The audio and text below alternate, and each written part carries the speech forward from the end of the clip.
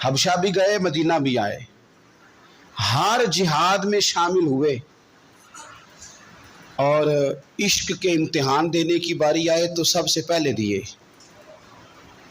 زرہ کی 2 کڑیاں ٹوٹ کے احد کے میدان میں حضور کے رخساروں میں پیوست ہو گئی تھی۔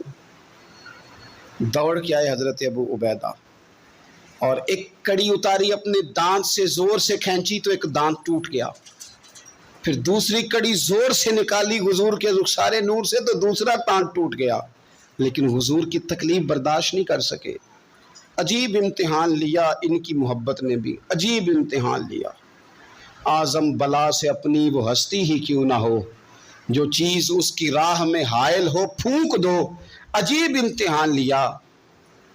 احد کے میدان میں ان کے والد ان کے مقابلے میں آ گئے تھے۔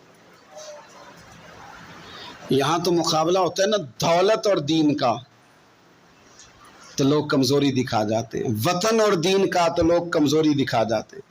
یہاں تو مقابلہ ہوتا ہے نا ہمارا اپنے نفس کی خواہشات اور دین کا، تو غلبہ کچھ اور چیزیں لے جاتی ہیں، لیکن سامنے باپ ہے اور اس طرف دین ہے، حضور کی محبت ہے، نبی پاک کی غلامی ہے، مقابلہ ہو رہا ہے، قبول کس کو کرنا ہے؟